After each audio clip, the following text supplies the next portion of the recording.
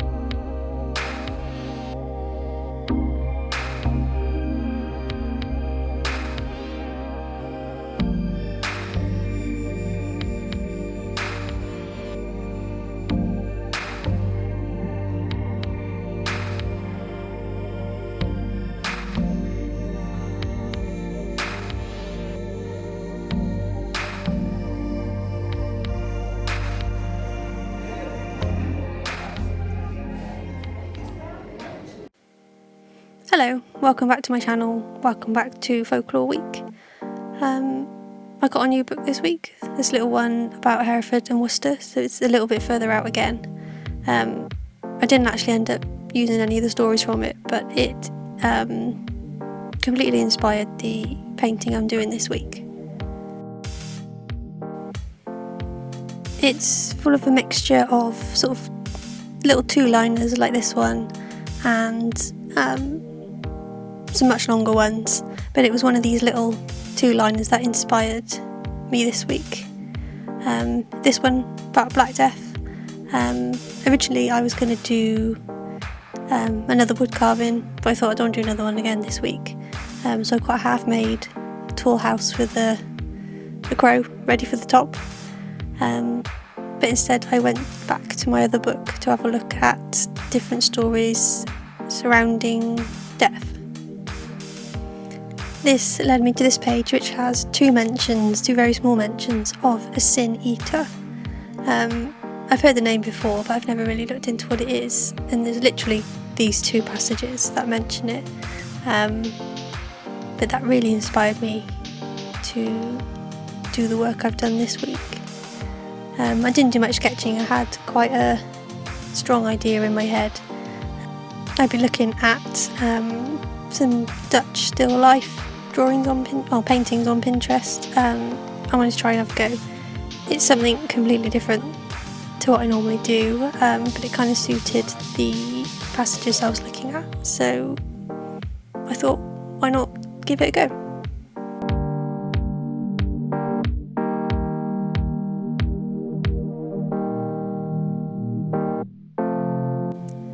So these are the two mentions. The first is, in corroboration of Aubrey's oft-quoted account of the Sin Eater in Herefordshire is the incident communicated to me by a resident in the neighbourhood of Hay.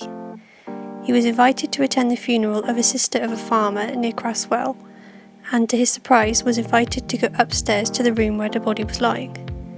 He went with a brother and 4 bearers. At the bottom of the bed, at the foot of the coffin, was a little box with a white cloth covering it. On it was placed a bottle of port wine, opened, and 6 glasses arranged around it. The glasses were filled, and my informant was asked to drink. He refused, saying that he never took wine. "But you must drink, sir," said the old farmer. "It is like the sacrament, it is to kill the sins of my sister."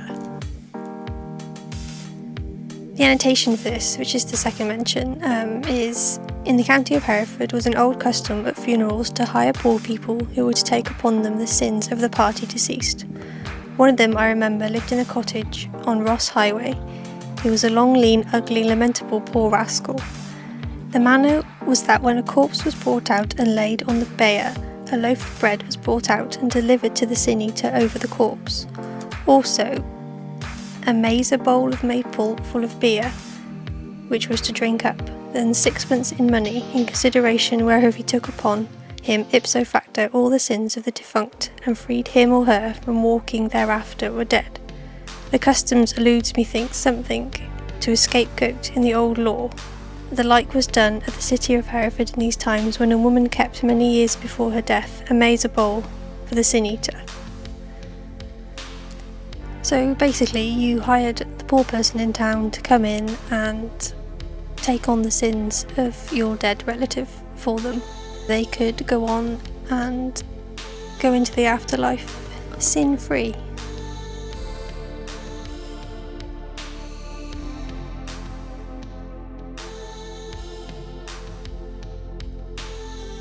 I really like these weird customs. You kind of just think, who thought this up in the first place? It must have been somebody who had done quite a lot of things that they didn't want to be penalised for in the afterlife. And it doesn't say anywhere about how many times it could be done, whether the sin eater did it for everyone or they could only do it for one person. You think, when the sin eater eventually dies, do they pass theirs on to somebody else, or are they forever tormented for everyone else's deeds?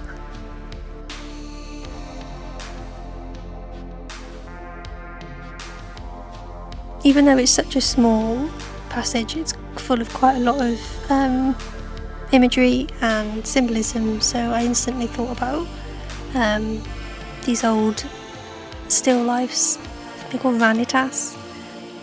It's a style of still life that includes a lot of objects, a lot of skulls, a lot of candles, a lot of books. They are meant to encourage reviewers to consider mortality and repent. The style just seemed to go along really well with the themes in the passages. And because I wanted to get quite a lot across in one image, it seemed like a good way to do that. I can include all of the major bits in the role of the sin eater without actually having to draw one or illustrate one in action.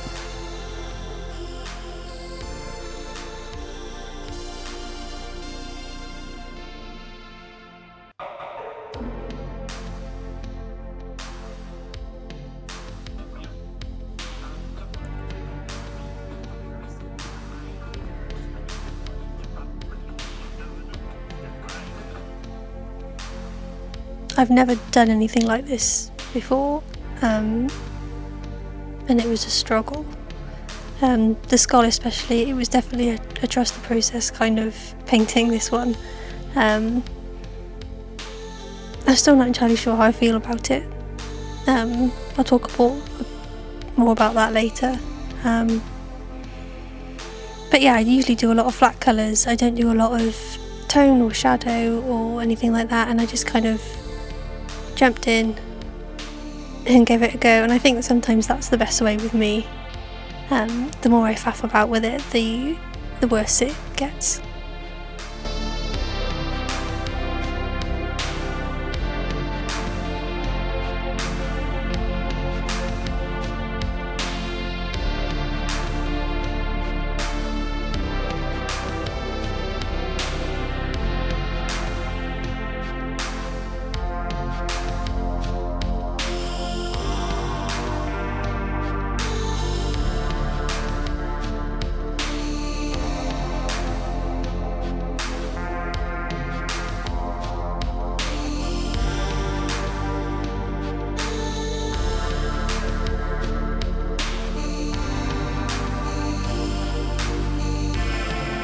It's a lot darker than what I'm used to as well, not story-wise, but tonally.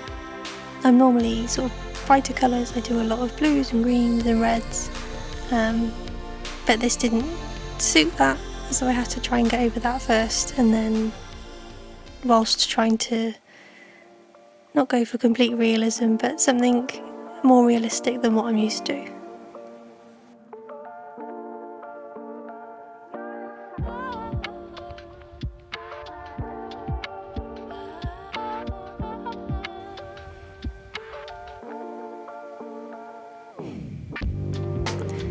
Anyway, you can watch me struggle with this, and then we'll catch up on the end and I shall tell you my thoughts and feelings.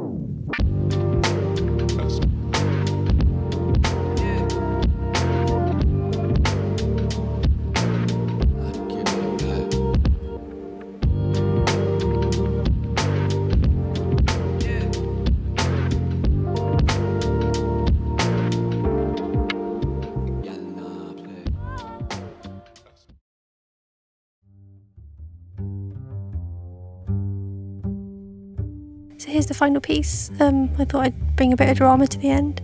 So how do I feel? I don't know.